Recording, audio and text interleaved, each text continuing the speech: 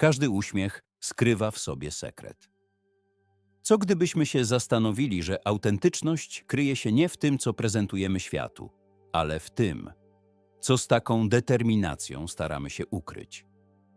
Carl Jung stwierdził kiedyś, że najtrudniejszym zadaniem jest pełna samoakceptacja.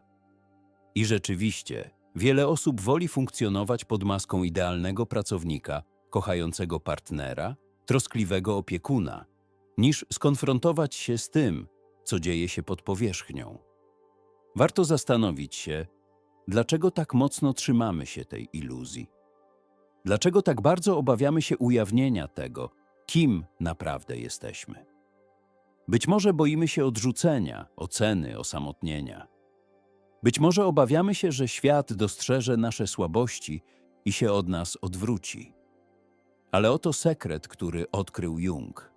W tym, co staramy się ukryć, w tym zbiorze stłumionych emocji, nieakceptowanych pragnień i skrywanych lęków, może kryć się nasza prawdziwa siła, nasz autentyzm, nasza pierwotna natura.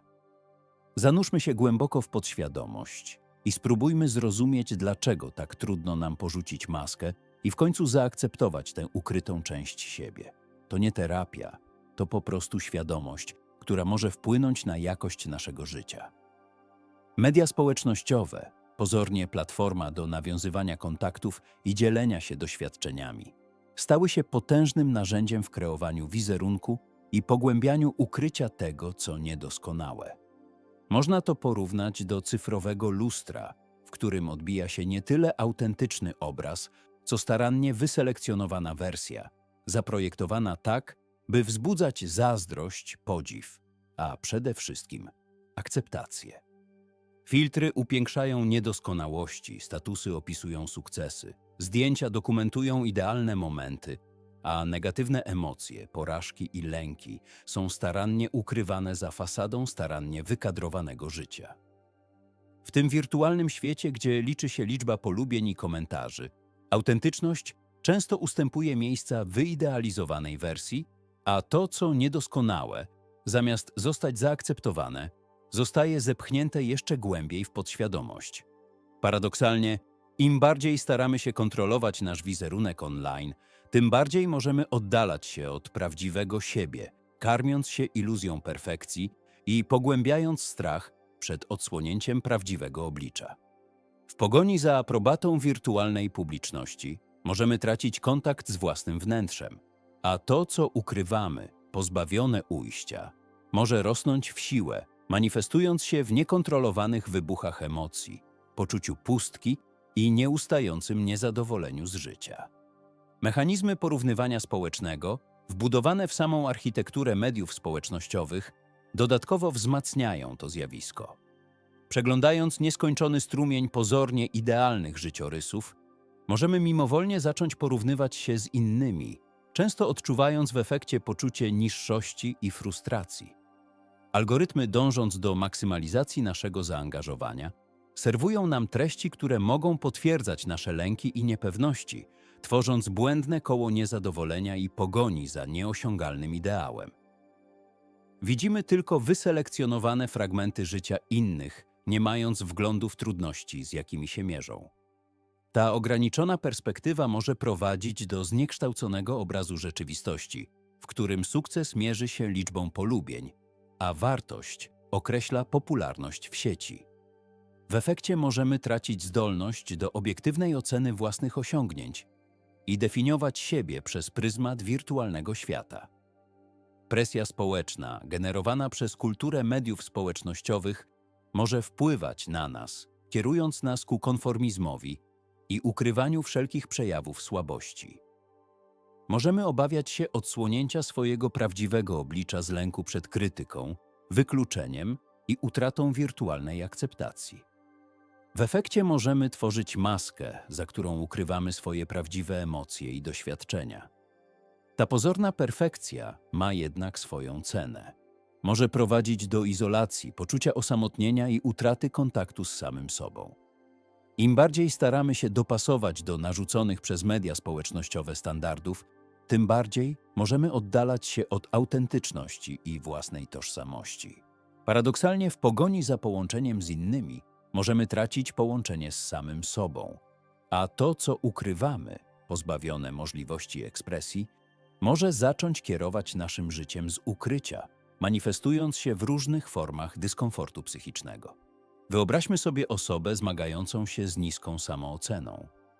Media społecznościowe stają się ucieczką od szarej rzeczywistości. Każde opublikowane zdjęcie jest starannie wyreżyserowane, filtr wygładza niedoskonałości, a pozowana radość maskuje dręczący lęk.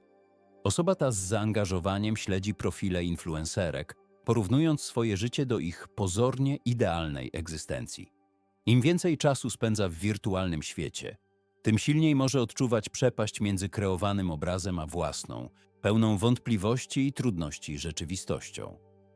Lajki i komentarze mogą stać się substytutem prawdziwej akceptacji, a brak wirtualnego poklasku może potęgować poczucie bezwartościowości.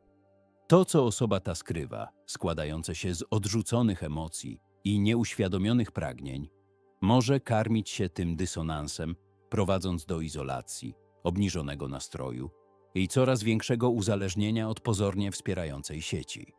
W pogoni za iluzją doskonałości można tracić kontakt ze sobą, a skrywane emocje mogą rozrastać się, rzucając długi, mroczny cień na życie. Ten mechanizm może dotyczyć nie tylko jednostek, ale również całych społeczności. Media społecznościowe, oferując platformę do autoprezentacji, stwarzają również pokusę do kreowania wyidealizowanego obrazu rzeczywistości.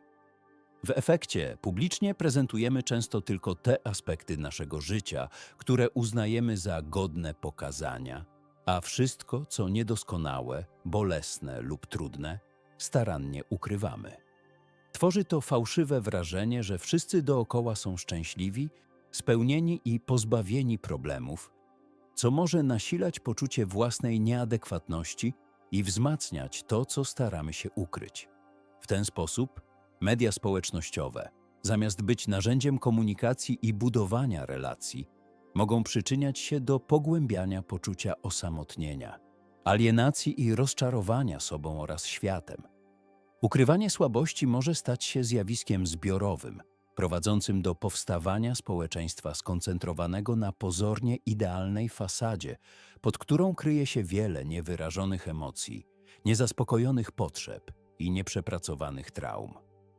To błędne koło może być napędzane przez algorytmy, które podsuwają nam treści potwierdzające nasze przekonania i wzmacniające poczucie przynależności do określonej grupy.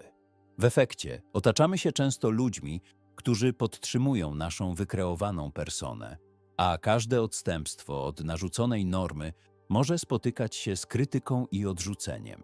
W ten sposób media społecznościowe, zamiast być platformą do autentycznej ekspresji, mogą stać się metaforycznym więzieniem, w którym zamykamy się z tym, co staramy się ukryć, bojąc się wyjść poza mury wykreowanej przez nas rzeczywistości.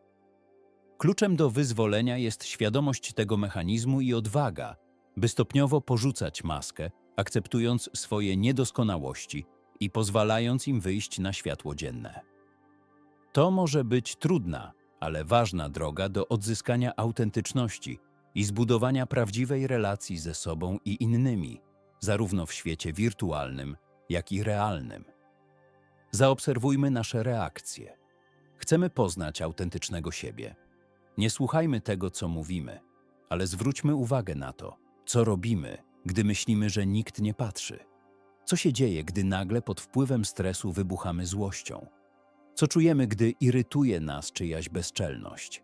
W takich chwilach może przemawiać to, co staramy się ukryć.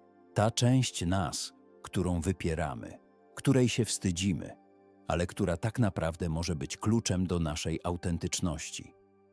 Wyobraźmy sobie sytuację w pracy, gdzie przełożony chwali kogoś za projekt, nad którym wspólnie pracowaliśmy.